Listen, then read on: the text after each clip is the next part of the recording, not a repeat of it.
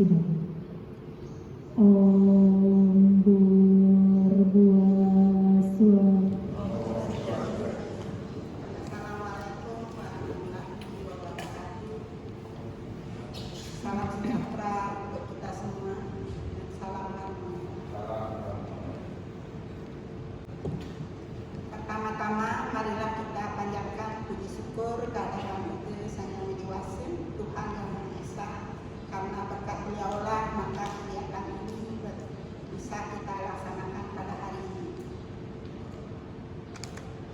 Dan pada kesempatan ini saya mengucapkan banyak terima kasih ya kepada para undangan yang bisa hadir ya, yaitu yang kami undang ini adalah dari alumni S2 Pendidikan IPA, kemudian juga dari mahasiswa.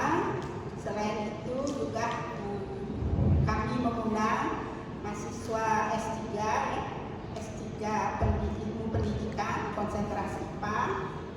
Kami ikut berbangga ya karena dari panitia juga melaporkan bahwa ada juga peserta dari Universitas Pendidikan Nasional ya. Itu juga dari Universitas Saraswati ya, kemudian juga dari Sang Pembuturan. Ya, terima kasih banyak. Artinya dengan adanya peserta yang di luar ya dari prodi yang kita undang, ini menandakan bahwa berarti workshop ini sangat penting sekali ya. Jadi beliau menganggap penting sehingga bisa hadir.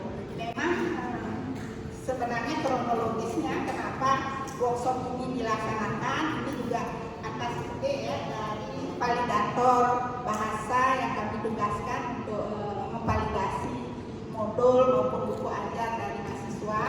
Dari situ beliau menemukan bahwa bahasa yang digunakan oleh mahasiswa itu lebih banyak bahasanya adalah monoton gitu ya.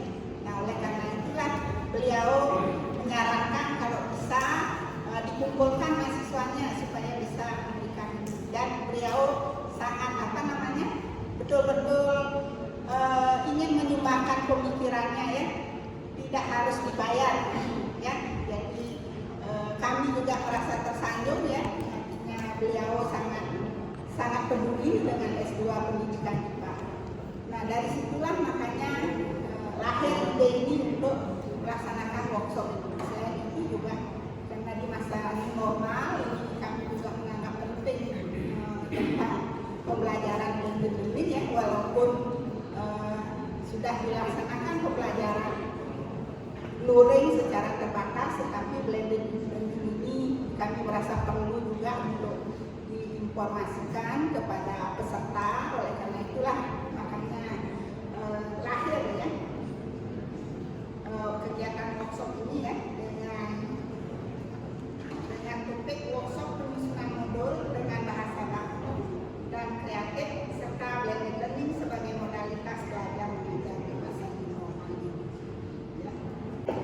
Mudah-mudahan ya, kegiatan workshop ini berjalan dengan lancar. Selain itu juga Bapak Ibu semoga puas dengan materi yang nanti akan diterima. Mudah-mudahan sangat bermanfaat bagi Bapak Ibu semuanya. Yaitu kesempatan ini workshop tentang penyusunan modul dengan bahasa baku dan kreatif serta blended learning sebagai modalitas belajar mengajar di masa new normal.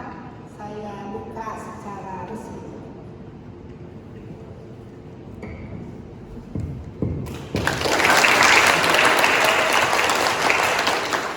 Ya, saya berikutnya akan memperkenalkan beliau, Dr. Wayan Artike SPD MKom. Tanpa melihat kurikulum vitae-nya pun saya tahu beliau adalah kelahiran di Batumsel, yang dulu saya akan bisa ucap Batumsel gitu. Di Batumsel, SD-nya di sana, SMP-nya di Tabanan, SMA di Tabanan di Seluah. Berikutnya lagi S1-nya sudah pasti sama dengan saya di FKIP Unut waktu itu. Dan berikutnya S2 di Ilmu Sastra UGM Yogyakarta, dan S3-nya adalah di program Doktor Linguistik Universitas Udayana dengan konsentrasi wacana sastra. Saya tahun ini membaca banyak buku yang akan digunakan sebagai bahan ajar oleh mahasiswa S2. Saya membaca pertama, kita belum tahu apa yang terjadi di dalam modul itu. Dan apa yang saya bisa dapatkan dalam membaca modul tersebut adalah saya sampai pada kesimpulan modul biologi atau modul IPA memiliki konvensi penulisan, kesepakatan. Jadi setiap modul harus demikian, itu sepertinya kesimpulan saya. Misalnya kita selalu menemukan kalimat tanya, tahukah kamu, baru materi yang ingin disampaikan. Itu konvensi. Saya jadi agak bosan ya membaca modul yang selalu berpikir tahukah kamu atau kamu. Padahal mungkin itu bahasa yang sudah kadaluarsa.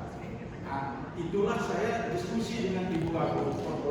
Jadi saya harapkan materi saya ini lebih praktis untuk saudara-saudara atau peserta yang akan menulis modul dan akan menulis bahan ajar tentang buku dan untuk mengajar atau mungkin menjual modul, mencetak ada proyek dari pemerintah. Karena itu saya menginginkan atau menawarkan gagasan modul kreatif dan inovatif.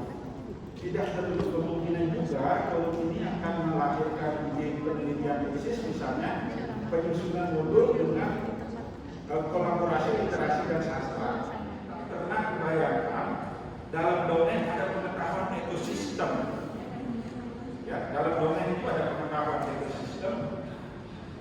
Demikian pula dalam novel. Cerita Siap Selam misalnya adalah ekosistem hutan. Bagaimana lembu memakan rumput dan karnivora dari singanya. Jadi konsep herbivora dan karnivora bisa kita ajarkan melalui cerita tantri. Binatang-binatang apa yang ada di dalam cerita tantri itu bisa kita gunakan untuk menyambungkan ya pelajaran sains, IPA, biologi dengan sastra. Itu konsep dasar dari kegiatan yang saya usulkan dan sudah difasilitasi kali ini. Saya juga harus menyampaikan review ya, rasa hormat yang tinggi kepada Prof. Muhammad Birte. Saya ingat pidato pengukuhan guru besarnya paling pendek. Saya lupa judulnya, mungkin Bapak moderator bisa menyebut. Intinya begini, beliau menegaskan bahwa jangan mempertentangkan sains dan agama. Dia memakai contoh DNA dan mengaitkan dengan tradisi orang Bali yang percaya dengan ada yang memadu temurun atau nirwani. Ketika ada orang yang lahir, maka dia akan mencari siapa leluhur garis keturunan itu yang meditasi istilahnya. Itu sebenarnya bisa dijawab di mempertemukan sains dengan agama, yaitu jika kita sekarang sudah berdiri di itu apa namanya ya, saya ngomong itu. Jadi ketika misalnya anak ibu bapak lahir, dicari leluhur mana yang dekat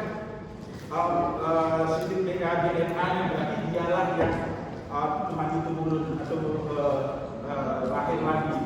Kurang lebih demikian.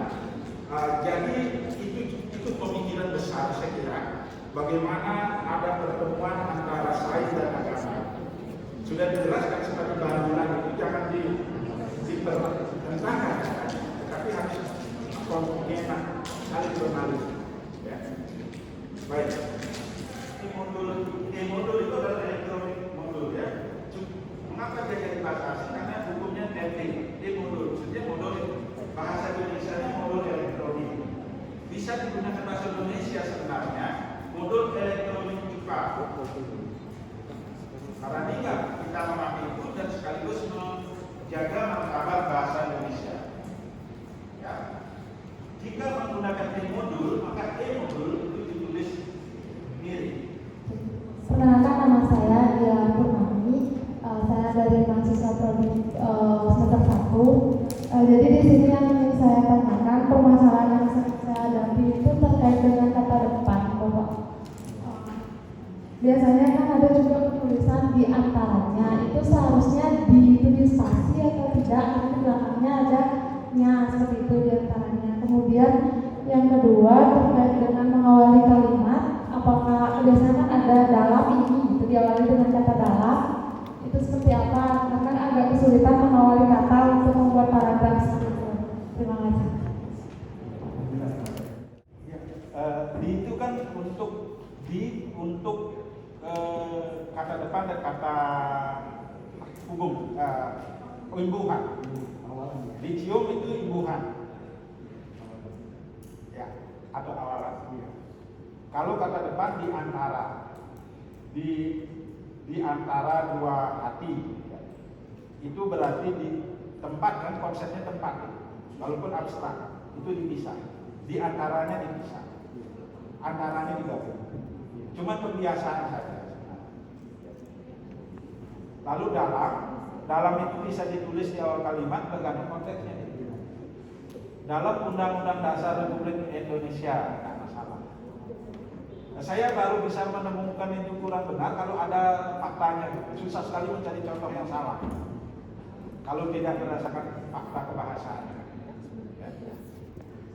Dimakan digabung, ya. Di meja dipisah. Tapi kalau di meja hijaukan digabung. Di meja dipisah. Di meja makan dipisah. Di meja hijaukan digabung. Di dengan. Perkenalkan, saya Ratu Hendrika Sari dari semester 1. Mohon izin bertanya Bapak. Ini terkait dengan penggunaan kata terdiri atas dan terdiri dari. Itu apakah berbeda atau bagaimana? Terima kasih. Tidak ada pilihan lain, terdiri atas, itu harus dipakai, ya. Terdiri atas kucing, ayam, dan lain-lain.